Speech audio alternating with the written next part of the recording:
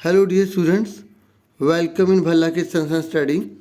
आज मैं आपको वर्कशीट नंबर 29 करवाने जा रहा हूँ। ये विज्ञान की क्लास 6 की 29 अक्टूबर की रहेगी। आज की जो वर्कशीट है ना, वो पौधों को जानिए में फूलों से संबंधित रहने वाली है। फटाफट पढ़ लेते हैं। फूल पौधे का सबसे खूबसूरत और रंगीन भाग है। यह तने या शाखा से एक छोटे से डंठल की सहायता से जुड़ा रहता है, ठीक है। और एक फूल के डंठल के आधार से ऊपर की ओर 4 चक्कर होते हैं, मतलब इसके 4 भाग होते हैं, ठीक है। तो पहला कौन सा? बाह्यदल, दूसरा पंखुड़ी, तीसरा पुंकेसर और चौथा स्त्री केसर। अब आप यहाँ ध्यान से देख लीजिए कि कौन कौन से भाग हैं। ये है बाह्यदल, ठीक है, ये स्त्री केसर हो गया, ये पुंकेसर हो गया, ठीक है, और ये पंखुड़ी हो गई। तो ये 4 भाग होते हैं बच्चों, ठीक है। आपको अच्छे से पता होने चाहिए, ठीक है। अब आगे देखिए, आगे क्या कह रहा है। ये कह रहा है एक फूल, ये तो हमने पढ़ लिया कि 4 भाग होते हैं। अब इन चारों भागों के बारे में पढ़ लेते हैं। बाह्यदल, जो बाह्यदल है ना, हरी पत्ती जैसी संरचना है जो कली की रक्षा करते हैं, ठीक है। आप देख सकते हैं, ठीक है, ये बाह्यदल है, ठीक है। ये आपको ग्रीन ग्रीन कलर दिखाई दे रहा है ना, तो ये बाह्यदल है, ठीक है। यहाँ पर भी मैं आपको दिखा देता हूँ, ये देखिए बाह्यदल है, ये नीचे का जो हिस्सा है सारा, ठीक है। तो और क्या कह रहा है, वे एक फूल का सबसे बाहरी भाग है, सबसे बाहर का हिस्सा देख रहे हो ना, ये बाहरी भाग है। अब आ जाओ पंखुड़ी।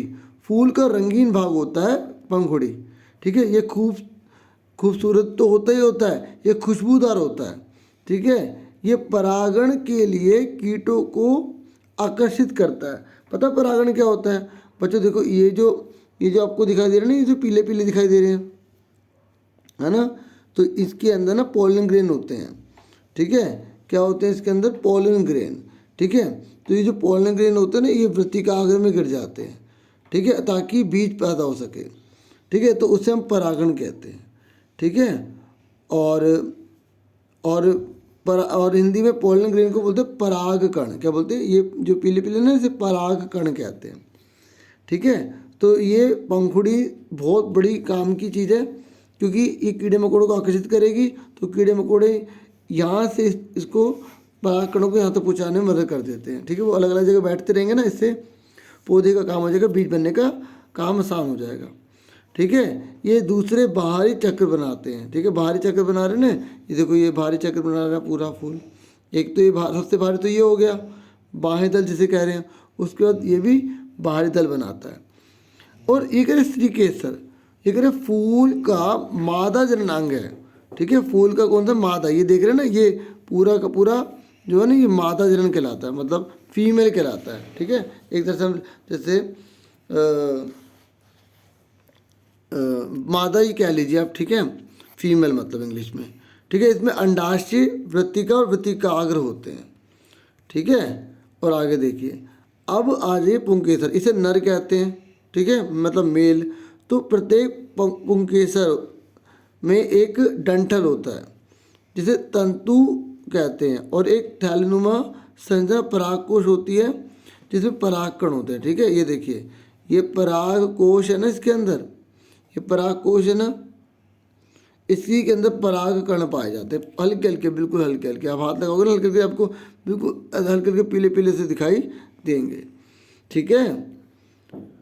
तो आपने ये भी देख लिया, ये तंतु है, ये जो लाइन है ना, ये तंतु है, इसके ऊपर परागकोश है।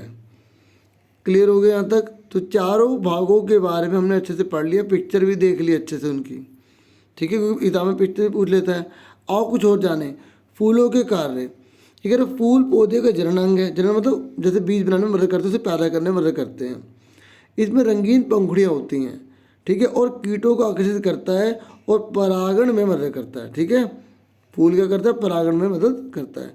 और ये कह रहा परागण के पश्चात फूल बीज उत्पन्न करता है। बताते रहे, जब परागण हो जाता है ना, तो जनन में बीज उत्पन्न होते हैं।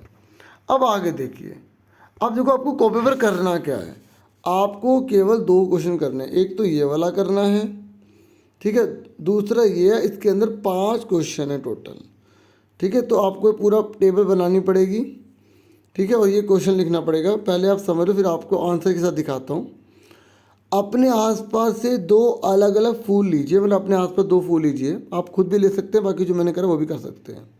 ठीक है। इसकी बाहें दलों और पंखुड़ियों का निरीक्षण करना है। मैंने आपको बताया था ना बाहें दल क्या होते हैं, पंखुड़ी क्या होती है, बताया था ना मैंने। और ये कह रहा है फिर ऊपर दिखाए गए चित्र की सहायता से इसके पुंकेसर को पहचानने का प्रयास करना है। फिर धीरे धीरे फूलों से पंखुड़ियाँ और पुंकेसर को हटाना है ताकि आप इस तरीके से पिस्टिल, इंग्लिश में पिस्टिल बोलते हैं, ठीक है, स्पष्ट रूप से देख सकें। और नीचे दी गई तालिका में अपनी टिप्पणियों को दर्ज करिए। ठीक है। अब आपको ये पूरे टेबल बनानी है, इसमें दो एग्जाम्पल देने, एक और एक और हम दो देंगे। अब आप इसका आंसर देखो, तो ये वाला समझ में आ गया ना पूरा। ठीक है। आप इसको पार्ट ए लिख लेना, इसको बी लिख लेना, ऐसे कर लेना। ठीक है। अब देखो फटाफट आंसर। ठीक है। अब देखो यहाँ पर केवल एक बॉक्स दिया तो हमने एक ही लिखा है, कमल। ठीक है। और बाएं दल की संख्या कितनी है, यहाँ पर आप जैसे बाएं दल अगर आप 6 देखेंगे तो आप यहाँ 6 लिख देंगे। ठीक है। 5 देखते तो 5 लिख देंगे। ठीक है। और घरा और पंखुड़ी की संख्या आप बता देंगे कौन से रंग का है। ठीक है। और उसके बाद जुड़े हुए हैं, पंखुड़ी से जुड़े हुए और उपस्थित है। ठीक है। तो ये वाला आपको समझ में आ गया, ये आपको ये वाला फिल करना है, यहाँ 6 लिख देना। ठीक है। अगर आपने 5 देखे तो 5 लिख देना। अब आगे देखिए, अब उसके बाद जो आपको जो बी पार्ट करना है, बी पार्ट में पहला पूछा गया एक पौधे के प्रजनन अंग के नाम बताइए, तो फूल हो गया।